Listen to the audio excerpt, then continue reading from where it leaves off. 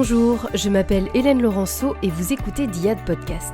Une dyade, c'est l'ensemble de deux éléments en interaction.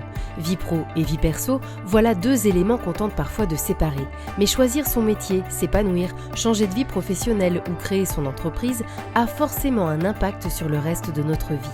Dans ce podcast, je m'intéresse aux liens que mes invités entretiennent avec leur travail. Est-ce que faire un métier qu'on aime, qu'on a choisi, qu'on a créé parfois, c'est toujours facile et source de bonheur ? D'abord par amusement et curiosité, Maxime a commencé à brasser ses premières bières pour en faire profiter ses proches. Assez rapidement, il est encouragé à en faire son métier, alors que lui n'imagine pas qu'être brasseur puisse devenir son activité principale.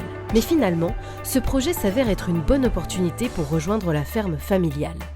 Dès le début, le succès est au rendez-vous, et presque 10 ans plus tard, la muse s'est considérablement développée, mais la passion de Maxime, elle, est restée intacte. Je m'appelle Maxime Tripoteau, je suis brasseur agriculteur à Bazage-en-Parais, en Vendée. Moi, au collège ou au lycée, j'avais pas vraiment de vision sur mon futur métier. Donc je suis resté sur une filière générale. J'étais dans la gestion, un peu l'économie, mais vraiment très générale. C'est qu'après que j'ai eu le déclic de la bière, en fait. C'est venu assez tard, en fait, à partir de 25 ans. Avant, je travaillais dans le textile, donc rien à voir, dans la gestion de production, dans la logistique, dans le commerce. Un univers totalement différent de la bière, mais qui m'a permis de bouger un peu dans le monde, dans des régions et dans des pays qui sont très brassicoles. J'ai travaillé beaucoup dans les pays de l'Est, beaucoup dans le nord de la France, en Belgique.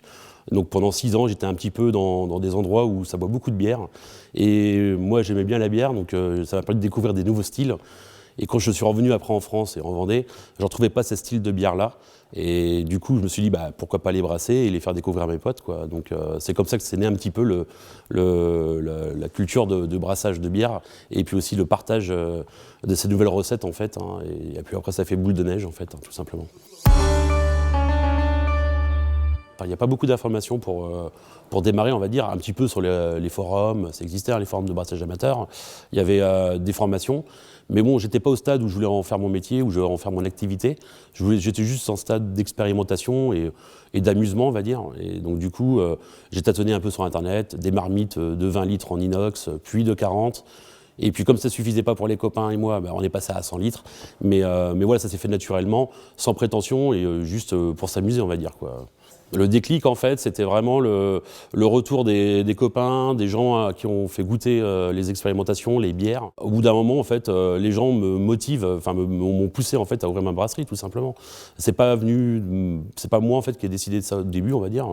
Au final, bien sûr, j'ai pris la décision, mais ça a mûri pendant 6 mois, je dirais. Et au bout d'un moment, je me suis dit, voilà, j'ai 30 ans à l'époque, je vais le tenter parce que effectivement, il y a peut-être quelque chose à faire. C'est ma passion. Et moi, je cherchais en fait à reprendre l'exploitation familiale, la ferme familiale. C'était compliqué pour moi d'intégrer l'exploitation parce que c'était compliqué de faire plus d'élevage bovin, d'élevage volaille, plus de céréales, plus de terre. C'est impossible de se développer comme ça. Et là, le fait de créer mon atelier de brassage dans la ferme, ça me permettait d'intégrer la ferme. En plus, travailler en lien avec les céréales, c'était cohérent. Et ça me permettait déjà de démarrer. Et je me suis dit, voilà, j'ai 30 ans, je monte ma brasserie, je tente. Si ça marche, tant mieux. Et si ça marche pas, tant pis. Mais au moins, j'aurais essayé. Au démarrage, il n'y a pas eu de réticence, je dirais, parce que c'était un peu nouveau. C'est surtout ça, le phénomène de bière. C'est en 2013, on va dire, qu'on a commencé à faire l'installation pour une ouverture en 2014. Donc il y avait déjà des microbrasseries en France. Pas beaucoup dans le coin. Pas forcément sur les styles un peu nouvelle génération de bière. La craft beer, des IPA, des bières acides, des bières barriques. Il y a apparemment cette nouvelle vague de bière-là. Et j'étais très aidé par mon entourage, les copains, la famille. Maintenant, c'est vrai que pour beaucoup de personnes, c'était un peu nouveau. Et aller dans dans ce style de bière-là, c'était un peu l'inconnu aussi pour le marché, pour les professionnels. Maintenant, tout le monde, je pense que tous les acteurs étaient aussi en veille un petit peu. Ils cherchent aussi à découvrir des nouveaux produits. Et j'ai pas eu grande difficulté, on va dire, à m'intégrer dans le milieu professionnel ou dans le marché quand j'ai démarré la brasserie. J'ai commencé tout seul. Alors, je dirais pas tout seul non plus quand même, c'est faux. Il y a ma mère, il y a mon père, il y a des copains qui m'ont fait des coups de main, bien sûr. Mais globalement, j'étais vraiment le seul sur la brasserie, à temps plein. Ouais. Dès que j'ai commencé à brasser de la bière, au bout de 2 mois, j'étais en rupture. Donc j'étais en rupture permanente. Donc il fallait plutôt gérer la production, gérer le brassage de bière et le conditionnement de bière, que de gérer le commerce. En fait, pendant la première année, je dirais que j'ai fait zéro commerce parce que les ventes, le bouche à oreille suffisait en fait, tout simplement. Un gros changement dans la brasserie un petit peu, et puis qui pose d'autres problématiques que celles sur lesquelles on était habitué.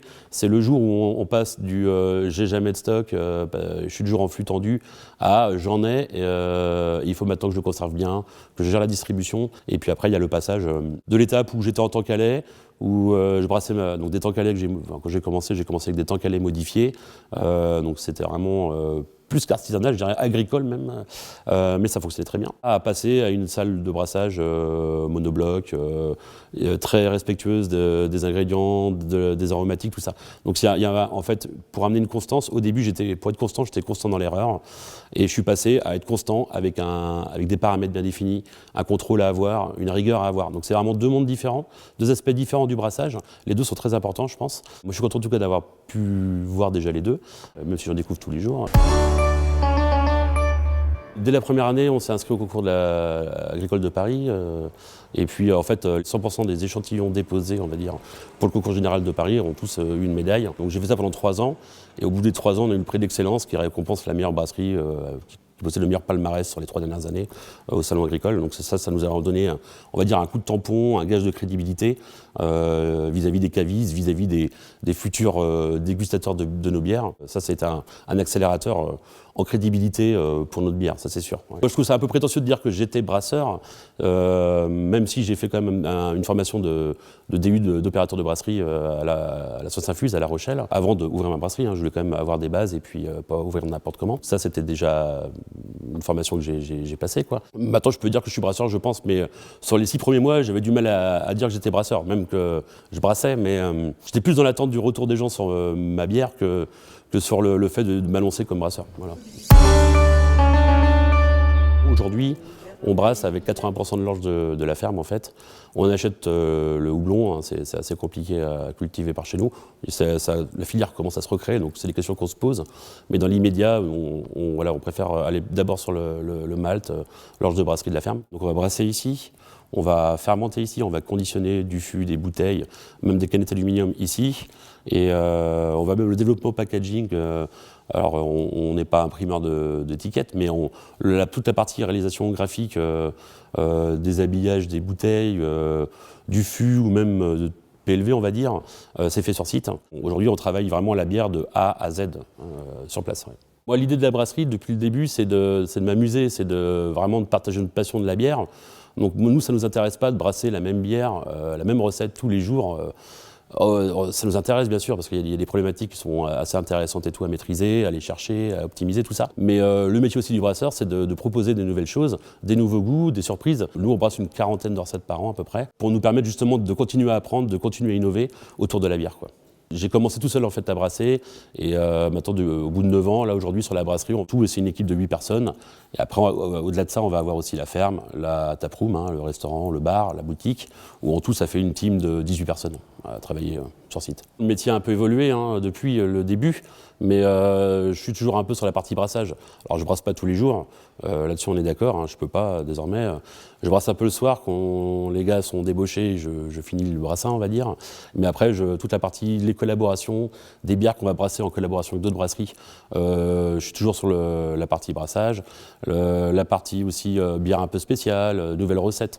Je suis toujours un peu plus dans la recherche et développement de nouvelles recettes.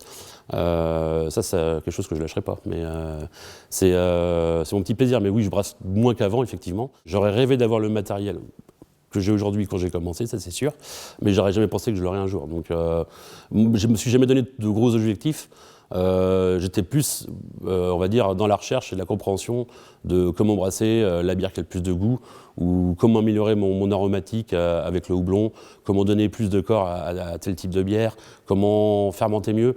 Je suis quelqu'un de terre à terre, je cherche surtout à aller chercher les clés pour toujours brasser une nouvelle bière ou améliorer des choses sur ma bière. Maintenant, j'ai pas l'attitude sur la bière, surtout que c'est un monde où il n'y a pas vraiment de limite. On peut faire de la bière avec tous les ingrédients possibles et inimaginables.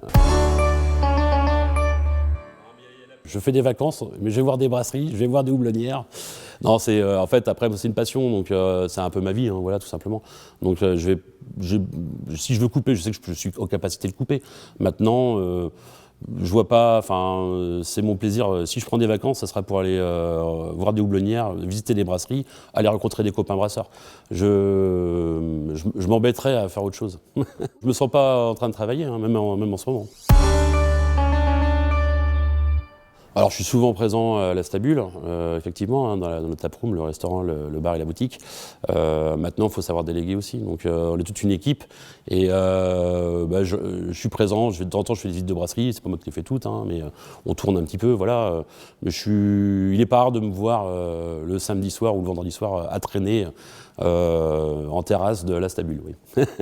Alors, toujours des projets, beaucoup d'idées. Alors maintenant, on ne concrétise pas tout, hein, heureusement, hein, sinon il faudrait de vie. Des projets d'agrandissement sur la partie fermentation, améliorer un petit peu aussi le transfert pour améliorer le goût de la bière, la stabilité dans le temps, améliorer le stockage aussi. Il y a des projets aussi sur la partie après taproom, restauration.